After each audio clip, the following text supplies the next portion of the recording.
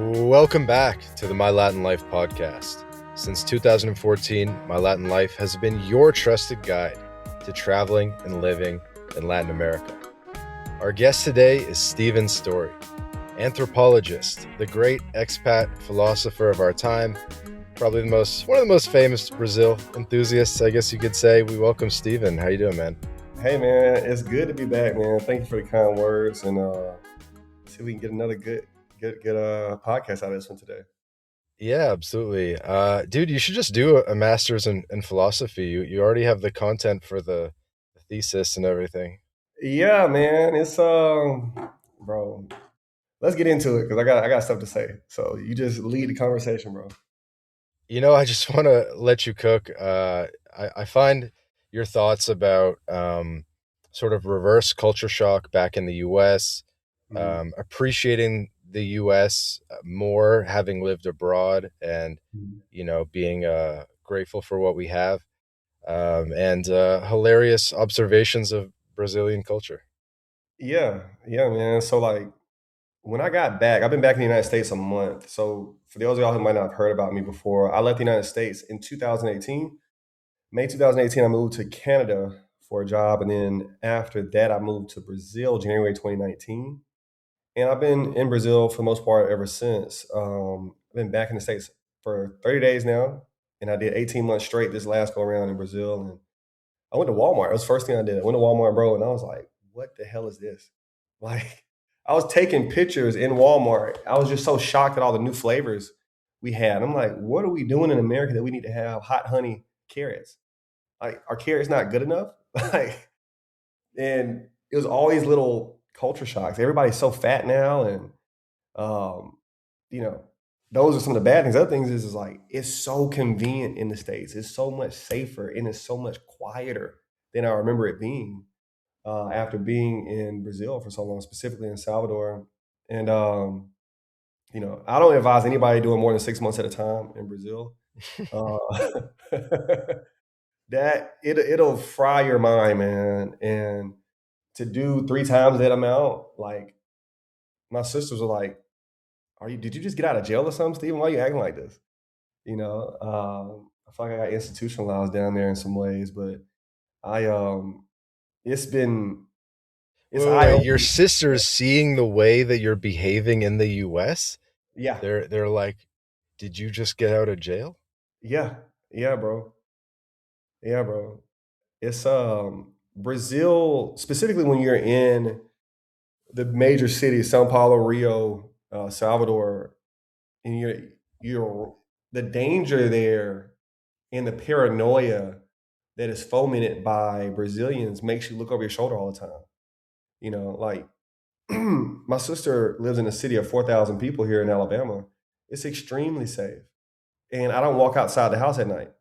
It's just like, Steven, you can walk out at 1 o'clock in the morning. Nobody's going to do anything to you. And I'm like, well, I'm just so used to not being able to walk around late at night for fear of somebody doing something to me. I just don't do it. And so, like, the first couple of weeks, I was back in the country. I just didn't leave the house because I was still in my Brazil mind of like, if I don't Uber somewhere, I'm not going anywhere. And so it's just, Mm. you know, learning Portuguese, speaking Portuguese, watching the Brazilian news and talking to Brazilians daily, it spooks you in ways that somebody who's not literate in Portuguese or who doesn't spend long periods of time down there, they just can't see it. They can't see it for themselves. So it's yeah, bro, like it's been an adjustment process and I'm still doing that adjustment right now. There's so many threads I could pick up on here. Partly, oh man, it makes me laugh. I think did we mention where you live in Brazil? Because that is part of it. Because of Yeah. course, I've lived in places in Latin America where, I can leave the house and it's all good. No, it's not all good where I live. I live in Salvador, Bahia, Brazil. So that's like one of the most dangerous cities in the world. And you can feel it. Anybody who thinks they don't feel if they don't feel it is because they're only in a tourist area and they're only there for a week or two. But like, bro, like they were killing Americans there this year. Like several people I know personally got robbed at gunpoint this year, like tourists and Brazilians. And I know y'all listen to me, but like I'm black. Salvador's a black city, and I'm still seeing black Americans, black Brazilians get robbed. So it's not just a you don't look like everybody else thing. Like it's crazy out there right now. Yeah, I mean there's just there are places where you walk outside and it's scary, Yeah, and for some reason you choose to live in one of those places. bro. I don't know why I do it, man. Shit, man, it's adventure or something, man. But like, I'm getting too old for it now, bro. Like, I can't, I can't keep looking over my shoulder, man. I just can't keep doing it, man. So, if I were to go back to Brazil, I don't think I would go back to Salvador personally.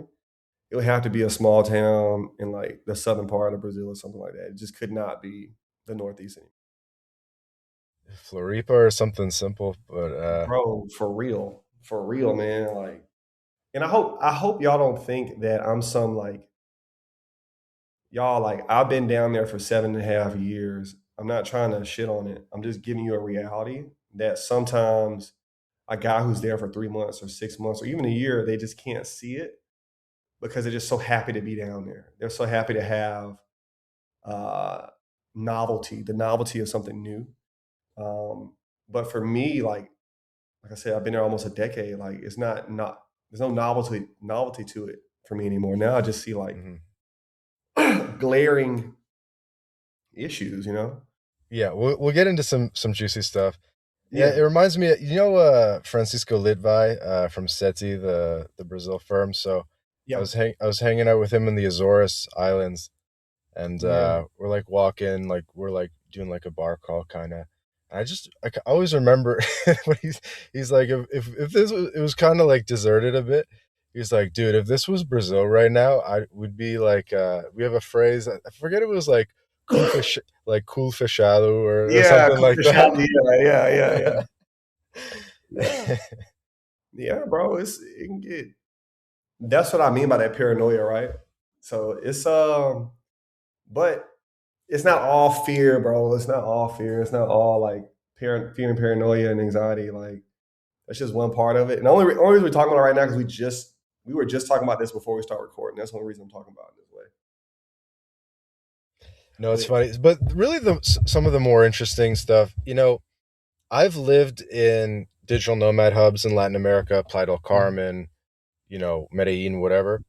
And uh, then I've lived in like say a small mountain town in Mexico. Like I've lived in a coffee town for months at a time, right? uh, And so I've had these different LATAM experiences where sometimes I'm just basically mostly surrounded by gringos and other entrepreneurs, which is cool, which is something I feel like you were complaining that you were missing.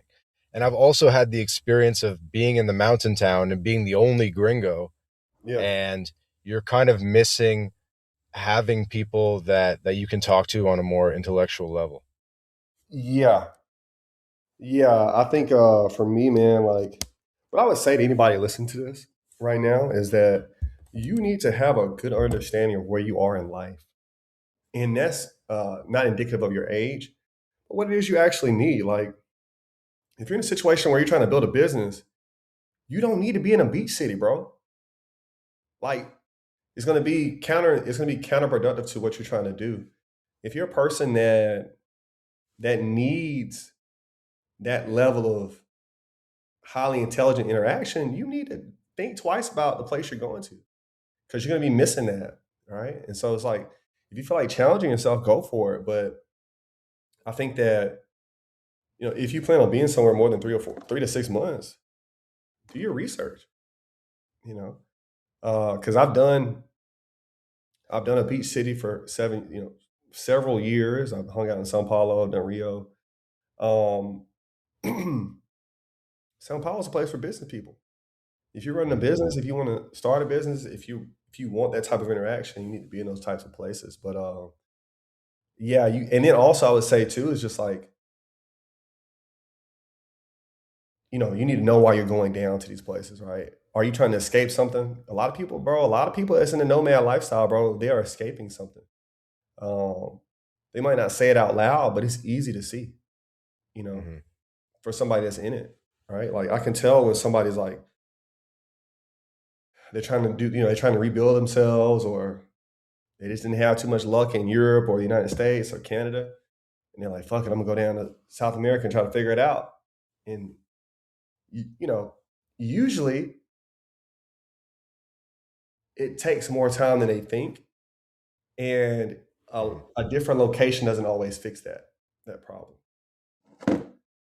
But bro, I'm rambling, bro. So you have to ask me some questions, dog. No, definitely. Yeah, I kind of came to it more with like from like the adventure angle and just like intellectual curiosity of learning a language and living abroad Mm, and stuff. But I was thinking about, you were talking on Twitter about how it's just easier to build a business in the US than it is to be in an impoverished place or to be in, yeah. the Latin America, third world, whatever. Hmm. What is it about being in the US do you think that it is to help grow the business? Is it to be around other entrepreneurs? Is it because you want to do things in person? Or No, what is it? bro. So like, all right, now let's get into philosophy now. Okay, so every country was founded by a group of people, and that group of people's ethos became that country's culture. In the United States, the ethos of the first groups of people that came to this country was an ethos of freedom, opportunity, and optimism. And so they built a country based around those three things. The Portuguese did not come, and all the other people who came to Brazil after that, they did not come with the same ethos, right? If we know about Brazilian history, like they had to do some kind of tricks and lies to get out from under, the Portuguese rule. And those things that Jeitinho Brasileiro carried over in the centuries of Brazilian culture. So like they have a culture of half-assing, for lack of better words. That they have a that'll do attitude towards most things, right? The American culture is based on like we're gonna do it till we get it right, and we are optimistic, and we are always helping each other have other opportunities, and we also have a mindset of we both can win in a deal, right? So if it's a business deal, if it's an interaction, we both can win, and a lot of those things come from not just the ethos, but the religion of you know North America, which when it first came out, bro, it was Puritans. Puritans were the big thing, right? And so puritanical culture had a lot of things inside of it that we still hold in current day America that are directly opposed to the lifestyle that Brazilians live, right? Like, uh, and so getting back here, bro, it's not even that I talked to so many Americans about business. It was just that our culture overall is a culture of um, optimism, right? And we have much less envy and jealousy in our culture than you see in a socialist society like Brazil. And I think that envy and jealousy um, greatly impact your inner world, right? They affect you at a subconscious level. You stop wanting things when you're in Brazil, you know, not because I enjoy a simpler life. You're scared you're gonna get robbed. You're scared you're gonna draw attention to yourself Hmm. because you might get robbed, or somebody might give you the olho grande, which is called a big eye, right? Which is essentially like envy or jealousy. So you begin to shrink yourself to not draw attention. But in the United States, we have, they talk about American exceptionalism. We actually believe we're special. And so we act in that way, right? And so we get the that new thing or that new car or whatever that thing is because we don't think about somebody else's envy and jealousy. So those things, man, for me, bro, just like I felt like when I got back to the States, I was able to dream again, you know? Like the Hmm. American dream is not the 4-bedroom picket fence with the 2.5 kids and a dog. The American dream is to dream, right? The ability to dream and then make it a reality. And a lot of conversations I had over the years with Brazilians, they'll say, well, my dream is to have this or that. And it'll always be something small. It'll always be something quite realistic. I think that the way the American dreams and he goes after things is quite unrealistic, and that's also why we have outsized results at the micro level and at the macro level. And you got to be here to experience it for yourself. You know, like when you're cut off from that mindset, man, like it makes it hard to run to be optimistic in your business. Because entrepreneurs, man, this is a exercise in faith. Like I believe that what I'm doing today is going to make my tomorrow better. And when you have hundreds of millions of people that are moving in that way stateside, it's just like, bro, it's like getting in a river. You have this current pushing you forward. But when you're in a place like Brazil, you're actively going against the current. You're going against the current of negative momentum, man. Like, envy, jealousy, and bureaucracy and all the other kind of stuff, man. Yeah, I think this kind of gets back to what I was mentioning before about how when I have an experience where I'm in a coffee town and I'm dealing Hmm. with like just Mexicans or just the local people, it's very Yeah. different than if I was in a hub city, though, which could still be in Brazil or Latin America. And you can meet, Hmm. like, if you were in Floripa, Oh, you it's would different. have other software developers, sales guys, agency owners that you could hang out with and get a Yeah. little bit of that Yeah. exposure and therapy. Um, Hmm.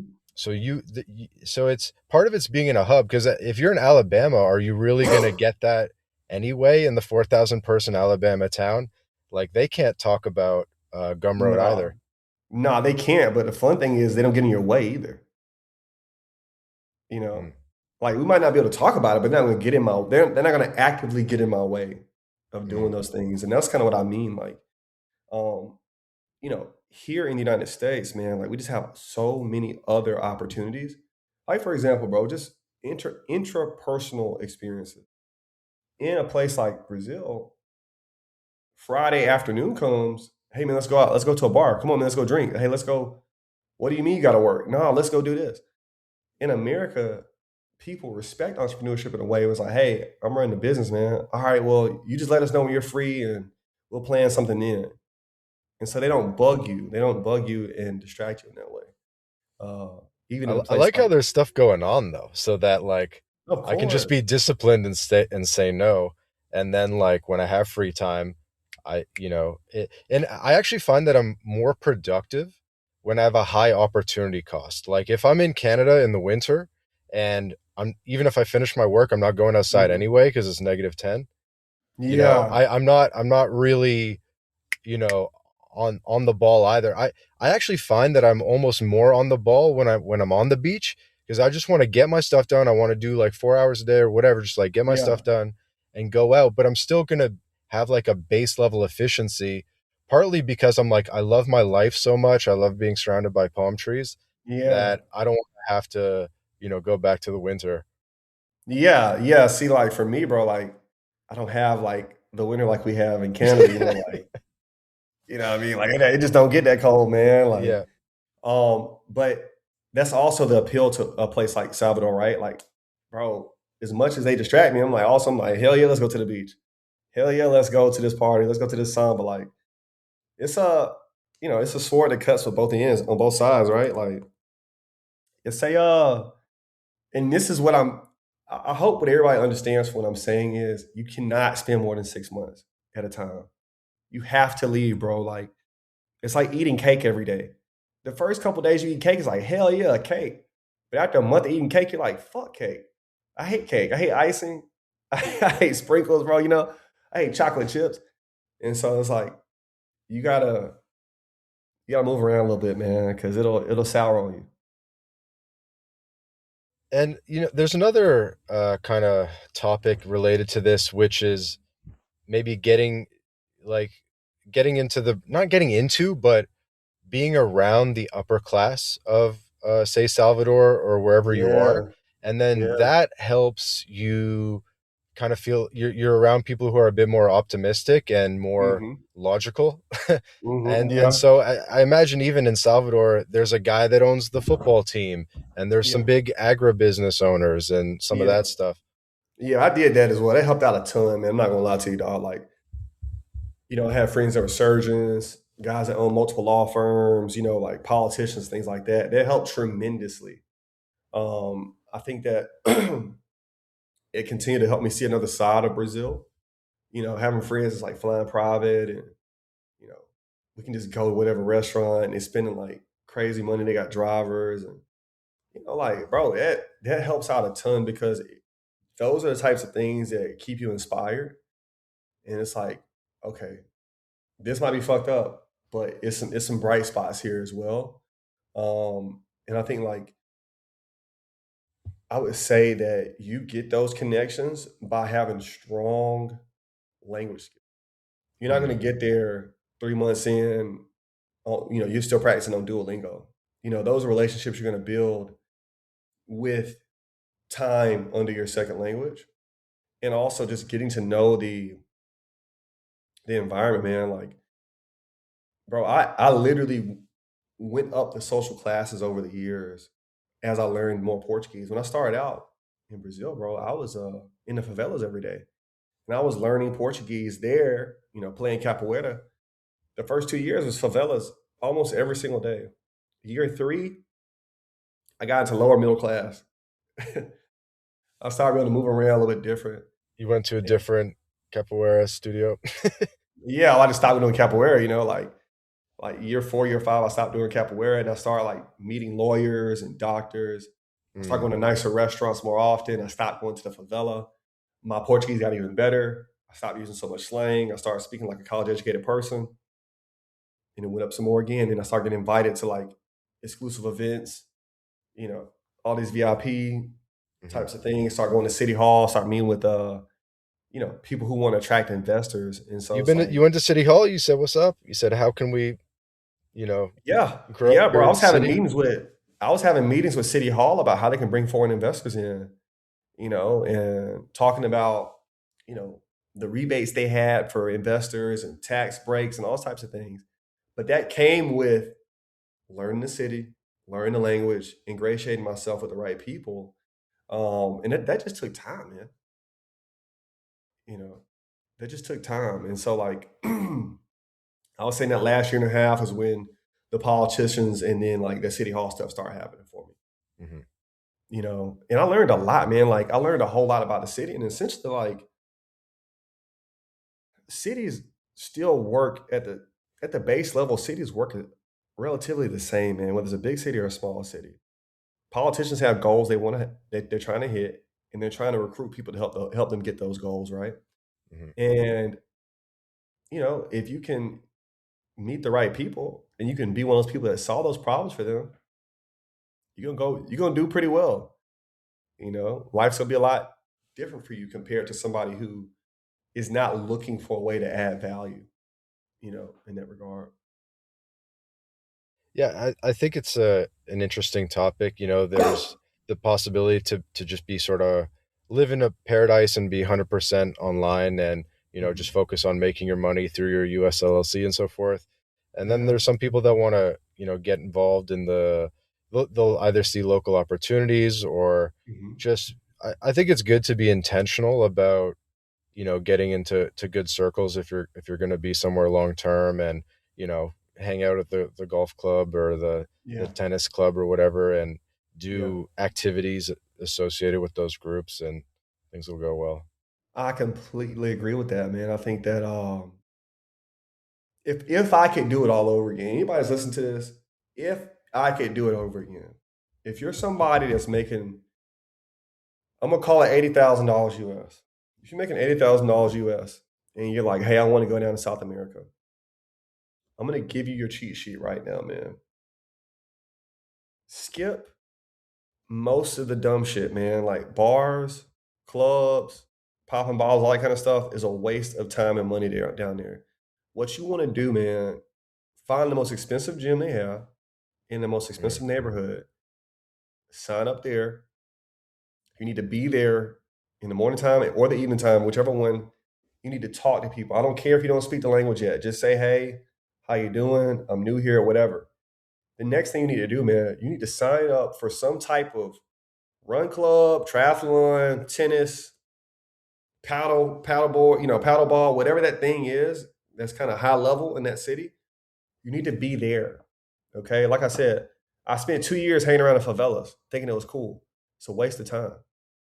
Like my life would have been materially better much faster if I had just done that. Right. And so, yes, you might have a language barrier, but that does not mean you have a socioeconomic barrier. Right. If you did not grow up Yeah, poor in your country, people from America have like a straight shot to the upper class literally, in Latin America. You actually don't even have to speak the language, I would say, because they all know some English and they want to yeah, practice English, and it's actually yeah, something of value that you're kind of adding is just being a guy they can practice English hell yeah. with, and they'll literally like bring you out like to restaurants and stuff just to have someone to speak English with. Bro, I have done it a million times, man. I'm telling y'all, that is the way. Like, go straight to upper class. Just go straight to upper class. Like, literally, Yeah. fuck it. Fuck it, bro. Like, do whatever cultural thing you want to do and do it quickly. But immediately go into upper class and you're going to get a much better experience day in and day out.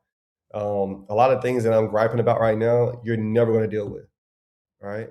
Like, you're just not going to deal with, even if you're going to be there for 3 months. Dating's going to be better, right? I find that a lot of the things that guys deal with, the problems that they face when they're dating outside of their home country, dating another culture, is they're dating not just in a different culture, they're dating in a different socioeconomic bracket. And you think that, oh man, this girl why is she acting like this? Well, bro, you've never dated somebody from the hood before. All right. This is a hood problem. This is not a problem that you're dealing with from a it's not a language barrier, bro. You're dating a hood rat. Okay. Oh man, And am I lying? Am I lying, bro? this is pure expat philosophy. Yeah. Like, bro, like you don't know, like, and that's why I say like you need to gravitate towards upper class first, because I remember there was something that I thought was quite special in this girl I was seeing when I first got down there. It was the way that she used her fork and knife. And I thought it was such a classy thing, bro. Like she like unpeeled a banana, right? With a fork and knife as a Brazilian, right? Not knowing that all of them do that. She was still a hood rat. But this was something classier to me because Americans don't use cutlery in that way. And I look back and I'm like, I never would have fucking dealt with that. I never would have went down that path if I had just stuck to what I was used to stateside and immediately went to that in Brazil. So I see a lot of guys, man, like a lot of guys. Oh man, I met this girl at McDonald's, man. She's beautiful, bro. I'm taking her on a date. What the fuck are you thinking? Have you lost your mind? You wouldn't date a cute girl at McDonald's in America or Canada or UK. Why would you do that in South America? It's the same rules apply. And so it's like you really gotta think twice about the socioeconomic side of things before you just start jumping off the porch and doing whatever. You really become an anthropologist as an expat. Yeah, yeah, bro. You do. You can't help it. You know, you spend so And much time alone. there's still a lot to learn. Like you know, Yeah, even 5 7 years in, like you're still learning about new foods you didn't know exist, yeah, about yeah. terms, and there's still like a lot of novelty even at this No, stage, it I think. is. It is, man. Like I think like what I started learning in this last year and a half, 2 years down there was uh, the intricacies of the family unit, like Mm-hmm. what that really looks like up close Mm-hmm. and personal. I also started to see how long-term friendships actually work. Mm. Um, I think when you're just popping around for 6 months at a time, you don't really see it. But when you're around these people for years at a time, you're close friends with people. Um, you begin to see certain things, and I find that the Brazilian way of doing conflict resolution is so much better than the American way. Mm. That's interesting. Um, I find that Americans, I'm gonna say all of us in the Western world. I'm gonna include Europeans and Canadians in that. We like, let's say you and I have a problem, right? We're like, man, you know what, bro? Like, we get to arguing, or we were friends once and we cut each other off. That's it. depending on our friend group and how close we are, like in the same city, we may Mhm. never be friends again, right? This is not something uncommon. Mhm. In Brazil, you can try that for a while, and they're going to actively try to pull you back in. Mhm. They're not going to allow a friendship just to be over, right? Like they're going to check in on you, man. Like I had a guy I had a real problem with, like a serious issue, bro. Like a for real problem. Anybody, if I told you the problem, if anybody talked to me, it's not a woman or anything like that, but it was a serious issue, right? Mhm. Bro, he hit me up on Facebook like a week ago. Hey man, how you doing? What the fuck? What the fuck, bro? Like it was fuck you forever, bro. But I mean, if you hit me up, I mean, what's up? Like, how you doing? Mhm. And I've seen that more than once, man. It's just like, and I think there's something endearing about that, right? Like the idea that they don't allow you just to throw them away like we do in the States. We cut a relationship off, a friendship, or even a romantic relationship, and it's like, was it really that serious? Mm. Could we have not talked about it in 6 months and been okay again? Mm. And maybe it's my own point of view. Maybe I'm just a guy who holds grudges. I don't know, but these are things that I don't see us do in the States. That's deep, actually. I like that. I'm gonna take that away from this conversation. Yeah, I'm glad you like it, man. It stuck out to me, bro. Like I had I had a friend. He's like, hey man, he invited me to his birthday party, and there was a guy there that I had exchanged words with before, and I didn't talk to him anymore. He said, hey, look, man, you like a brother to me. I know you and such and such have had some problems, but they're gonna be at my birthday party, man. Do you have a problem with him being there? I was like, no, no, man. He's like, no, man, y'all need to get cool again, man. I'm like, you know what? All right, bro. All right, fuck it. You asked, okay. I'll figure it out, man. We can work it out. And I think that, like I said, I don't know if we do that at scale stateside or in Canada or in Europe. And you can correct me if I'm wrong, by the way, because I might be wrong because I haven't been here in a while. Mhm. So, you kind of been hinting at on Twitter that you're looking to move back to the States. You're thinking Yeah, maybe Florida. You're yeah. thinking something like that.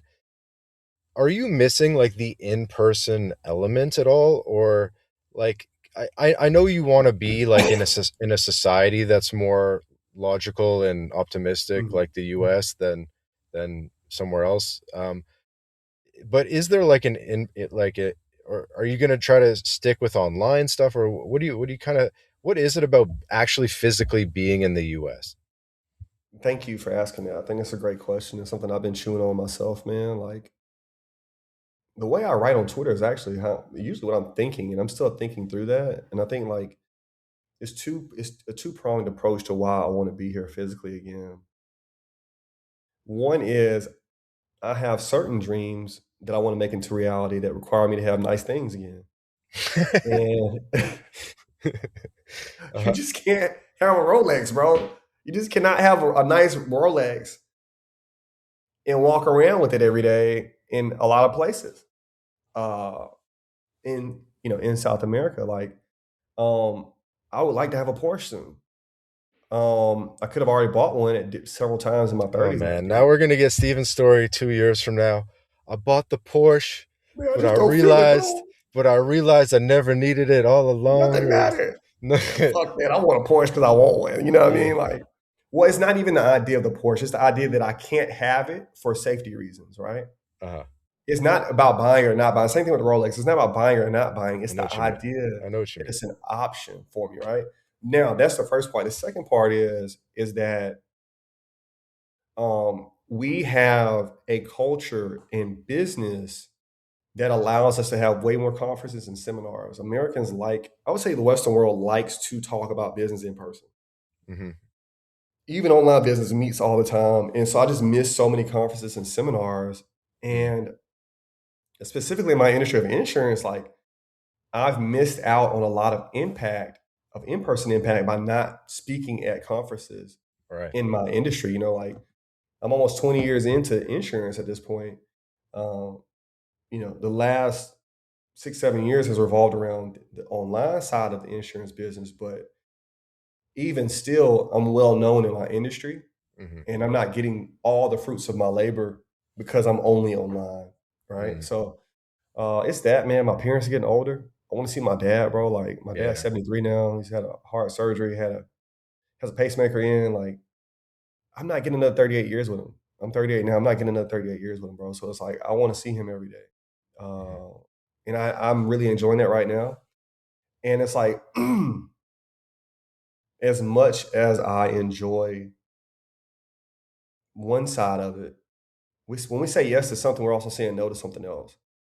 And I'm at a point now where it's like, all right, bro, let's say yes to some things we've been saying no to for a while. Hmm. And I think it's balance. Everything has balance, man.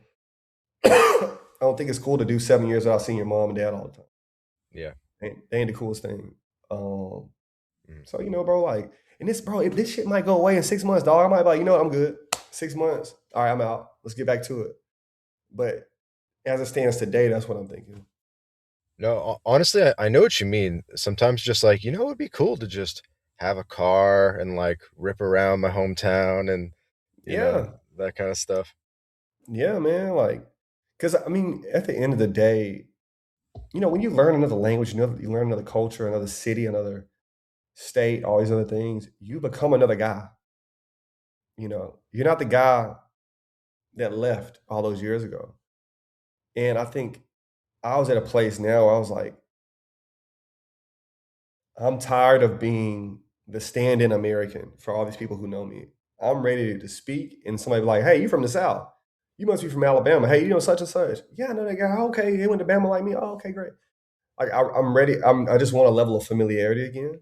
Yeah, yeah. And also, I think that when we switch countries, and again, I don't know everybody's background. Like my family is a family that did well in business in West Alabama. My mom and dad did, and they were very well known. And it's like you kind of skip out on parts of that to make a name for yourself. Uh-huh. Uh, Building in the but community. yeah, to go from being a known to an unknown for an extended amount of time, like not to say I'm unknown down there, but it's just like it's some benefits to being known, bro. It's some benefits to your family being known. It's some benefits to people knowing your sisters or your brother, like, Yeah. and that's kind of, you know, It's laying roots. Where do you want to lay your roots? yeah, yeah, exactly, man. So it's a step by step process, man. Uh, Observing, mhm. laying it. So obviously you're gonna have to take this Brazil experience with you in some form. Like it would be a shame to, slowly lose your language skills and so forth. Right. So you probably want to like capitalize on this a little bit. We were joking on Twitter about how you should apply for Harvard MBA, and then Yeah. I feel like you'd have a really interesting application, right? It's like, I've been living in Brazil. I did capoeira, all this stuff. Yeah. Now I'm ready to come back and make my name in U.S. business. Well, it's funny, man. Like, it was funny that you said that because a lot of the retirees that are American that I got to know in Salvador were Harvard MBAs, bro, or Harvard PhDs. And so I've been hanging out with them for all these years. And I never finished my undergrad degree. And so talking to some of these elders, man, they were like, you could go to Harvard Business School. You could do it, and we can help you.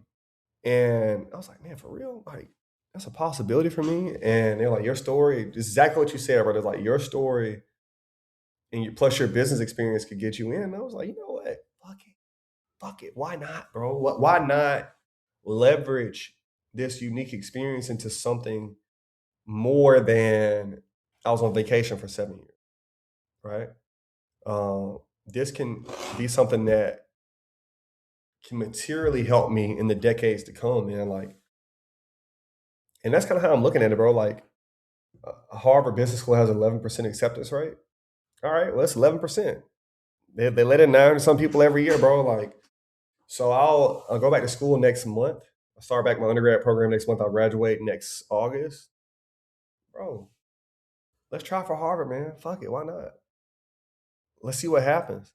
You know, if you don't get into Harvard, you get into Wharton or Columbia or Kellogg or something like that. Like, I just think that like the main thing that I'm keeping with me is the idea that life is an adventure, man. And if we continue to lean into life, we can get some outsized outcomes, right? And there's a quote, man, that Earl Nightingale said. He said that it was either Earl Nightingale or Ralph Waldo Emerson. He says that most men tiptoe through life hoping to arrive at death safely. Mm. Bro, I'm stomping through this shit, bro. I'm not trying to arrive at death safely, dog. I want to live, bro. And I think like if you listen to this kind of stuff, man, like if you're on this podcast, you listen to these kind of things, you're that type of person as well. And America has so much adventure as well.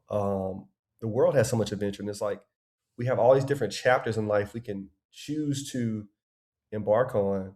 And I'm like, bro, I'll be done with undergrad in a year. I can finish the MBA in 2 years. Or I'm done in 3 years, and I can have an Ivy League education. Like, fuck it, why not?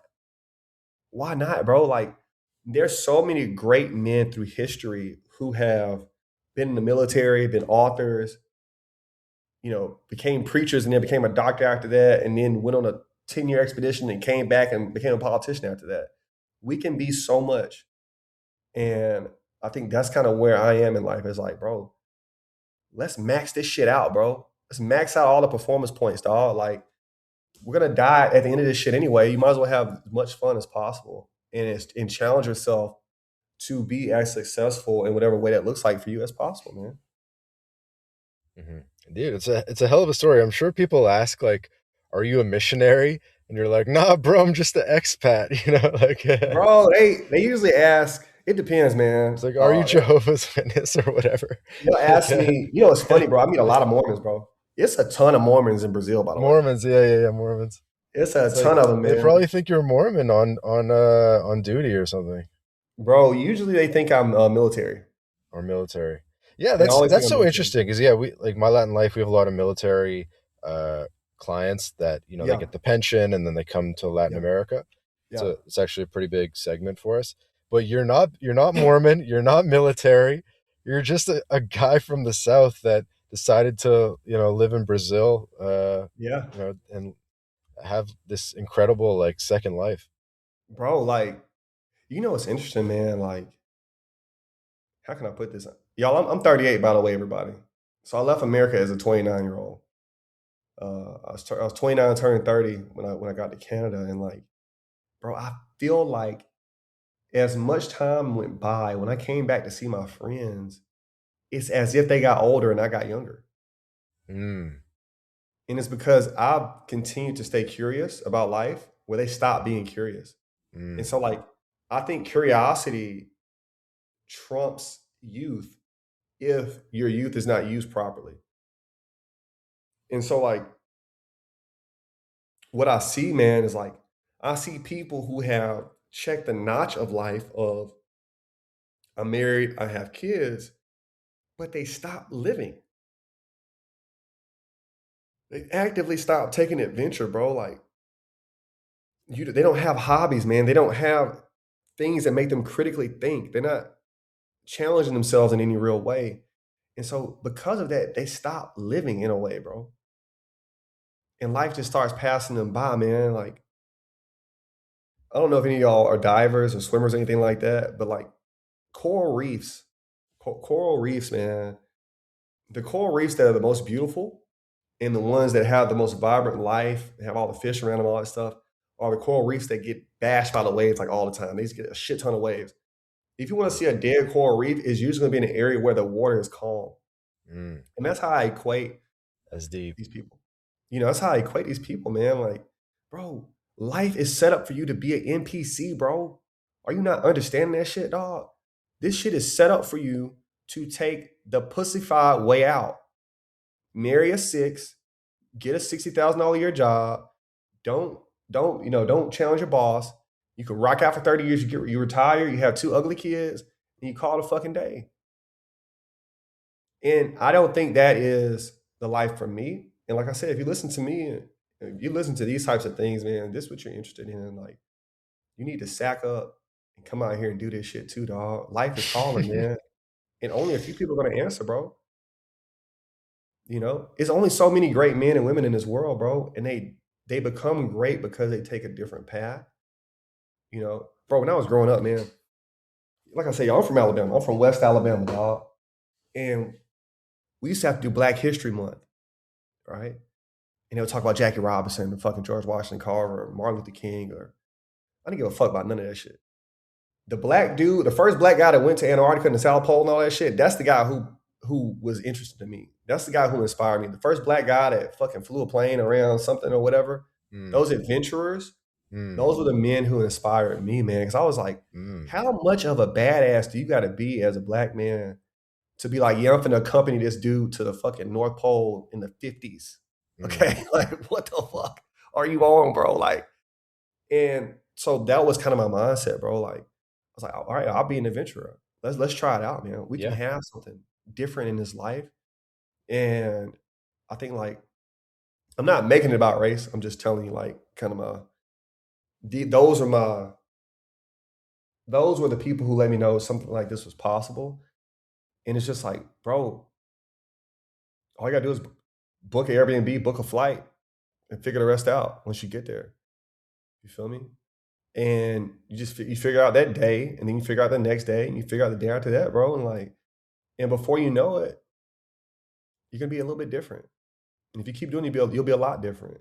And I think that, my story is a story is like, if I can do it, bro, like I didn't even study Salvador, dog. I didn't know shit about Salvador before I moved. Literally. I knew it had beaches. That was it. I knew it had beaches, and I knew they had capoeira there. That was it. I didn't know anything about the city. I didn't know a single street name. I didn't know a single human down there, bro. I just figured it out, man. So it's like, bro, stop being a pussy. Start taking some action, and life can get really fun. Mhm. Yeah. Dude, you're selling this better than I can. I'm gonna have to hire you. You're too expensive for me though, but I'd want to hire What you you. need, bro? Be the you're good at selling the expat lifestyle. Bro, it Um, is. It's it, man. It's it, dog. Like I know several, especially on that military side of things. I don't mean to cut you off. I'm gonna sell anybody that's in the military on why they should do this. mm, One, you need to understand geo arbitrage. What does $1 equal in your target country? If you get permanent disability or full disability, which is what most of y'all guys get, that's in the U.S. military forces. So I'm assuming it's anywhere from $3,000 to $4,000. Then whatever other retirement you got, let's put another $1,500 on that. So you're making $5,000. What I want you to do now is I want you to put that into Google, put in $5,000 and put it in the currency of the country you want to live in. And then I want you to look at that currency. Let's see how much it is per month. And I want you to see what that equals for the socioeconomic class of that country. If you're making $5,000 US a month, that means you're making 25,000 reais in Brazil. The upper middle class in Brazil makes 15,000 reais. You're doing 10,000 reais more than them. On your military benefits, you can live the life of the top 5% or the top 1%, really, in a place like Brazil. In a place like Colombia or Venezuela or Argentina, it's going to be similar. Place like Philippines, I know some of y'all boys like, y'all like that too, all right? But I say all that to say is like, your life can get materially better in yeah. the span of a flight. Oh man, dude. If the guys who are like 40 whatever with the military pension, oh my god, like Latin America is such a no brainer. Um, Bro, you're on American time, you're in American time zones. You can get back to whatever you need to get back to within 24 hours. Bro, they still have most of the things you're used to, whether that's food or drink or whatever. It's not that crazy out here in that regard. And bro, like I know guys personally, man, that are in their 40s that have been down there in Brazil for a few years now.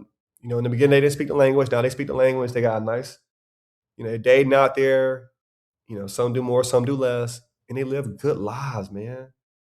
mm. They live lives And filled just with the dignity, fun, like bro. get some novelty. I think a lot of what you're Yeah. talking about is just like having adventures, having, sort of it's like time slows down for sure Yeah, bro. when you live abroad because your brain's just like working overdrive. Yeah. And it's Um, like you s- made all these sacrifices, bro. Like you made so many sacrifices to get this thing. Now you have it. Stop fucking around in the States, man. And let your money work for you down there. oh man, I love the way you say it. So we'll get to wrapping up pretty much Yeah, on bro. time, but I want to tell you about one interesting thing. This is just Let's go. specific, like an interesting idea for you. Yeah. So I really liked what you said about like the Black Explorers. There's a club in the U.S. called the Explorers Club, headquartered in New York. Do you know about this? No, I never heard of it. So you can put into Google. It has a Hmm. Wikipedia page. They have Yeah. like a clubhouse in Manhattan, but the Uh-huh. Explorers Club, it's sort of for people who are interested in not just travel, but like science, like the combination of exploration and scientific expeditions, and also some travel. So like for example, the first person to summit Everest, Sir Edmund Hillary, he was a member. I think Wow. like Elon and Jeff Bezos are honorary members, and Theodore Roosevelt and all these guys. So Hmm. and what's cool about it is they have the Explorers Club, they have chapters all over the US. So they have like 10, 15, 20 chapters. I know there's one in Texas and Wow. maybe another one. And you could join the local chapter and then they do, cool stuff. And it's a very like prestigious thing to be a part of. So I there's like an that, idea for you. man. I'm gonna look into that, man. I was in scouting, and so I did a lot of backpacking, bro. Like when I was a kid, a lot of camping, bro. Yeah. Like a fuck ton of camping, bro. And I worked at a camp, man. So like that's right up my alley, bro. But like, bro, take control of your life, man. Take full control of your life, man. I think that's where getting in the driver's seat is where all the fun is. Stop asking permission. Stop asking for permission from everybody. Hey man, hey bro, you think it'd be cool if I went to Venezuela for a bit, bro? You think it'd be cool if I went to Colombia? Bro, just do it, man. Just Mm. do it, man. Like, and allow it to change you, right? You're another guy when you're having fun. You don't even know the guy you are right now. It's people that have listened to this whole podcast with their face scrounged up because they're used to their face being scrounged up. They don't even know how it feels to relax. They don't know what it means to have a fun 3 days in a row, right? Bro, get out the States, kick it, and see for yourself, man. Oh man. You just turned into the expat preacher. Bro, this shit in me, dog. Like, I might bitch a bit about what I was dealing with, but like, I know how much better my life is, bro. I know what it means and y'all can listen to the last podcast we had about this because we went like 2 hours, but like, bro, my life has been so blessed, like because I made these decisions, because I make a income online. Like, bro, I'm not saying you gotta make $1 million a year online to do well, bro. If you can swing, I'm not one of these guys gonna tell you can do good on $1,000 a month. You're not. Shit's gonna be real for you at $1,000 a month.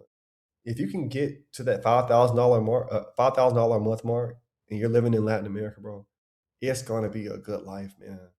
Mhm. I'm gonna tell you one more story, and I'm gonna let y'all go. There's Oh, a story sure, about this sure, dude. guy. I don't have a hard stop, so if you want to Okay, cool, go for it, cool. yeah. But me and you were talking, but we've lived this already. This is for the guy who ain't living it yet. Okay. And this is the thing that keeps me inspired, man. He was a businessman, American businessman. He goes down to Mexico. And y'all can stop me if y'all heard this before. Y'all probably haven't. He goes down to Mexico and he sees this guy on the beach. He's fishing. He fishes for about 2 hours a day. Gets a pretty good load of fish. He goes to the town, he sells the fish, drinks a beer on the beach with this American guy. And he watches this Mexican guy do this for about a month. He was like, man, you could do so much better with this, man. Like, I could get you a loan from a bank, man. We can get you 3 or 4 different fishing boats. You can have a whole fleet of boats. You can catch more fish. You can make all this money. And then in the Mexican, I said, well, what would I do after that? He's like, well, then you could be on the beach. You could be drinking beers while you're making money. And he's like, well, I already do that. That's what this is about. That's what the expat life is about, right? We can do less work with less stress and live the same lifestyle as somebody who is retired, right? We can live the same lifestyle as somebody who has traded 10, 20, 30 years of their life to get those things. So why should we trade 10, 20, 30 years of our life to get those things? We can just have it now. You can have it through a flight in an Airbnb, bro. All right. And so that is the arbitrage. So I talked about geo arbitrage at the beginning of this podcast. Now I'm talking about time arbitrage. We're going to trade in 30 years of life to have it right now. All those sacrifices those boomers made, bro, to live a retired life, you can do it right now, bro. You know, build a business, man. Build an online business. Start doing this, and you can live a life that few humans on this earth have ever experienced. You know, and so it's like, bro, take life by the horns, man. Get in the driver's seat. Quit being a pussy, and let's go for it. Mm-hmm. You know, that's what this is about, man. It's like, and for me, like that's been that big challenge. That's been the big call to me. Is that, bro? I am trading. Because I'm earning a different currency, I can live in a different time. I just like for my 30s, I live like a 70-year-old. And by that, I mean the lifestyle of a retired guy, right? So something to think about, man. If y'all want to do this, go for it. Dude, thank you for that. So as we get to wrapping up, I know you have some materials out there for people who are interested in learning how to make money online. Do you want to tell people where they can find you and some of the things you're working on?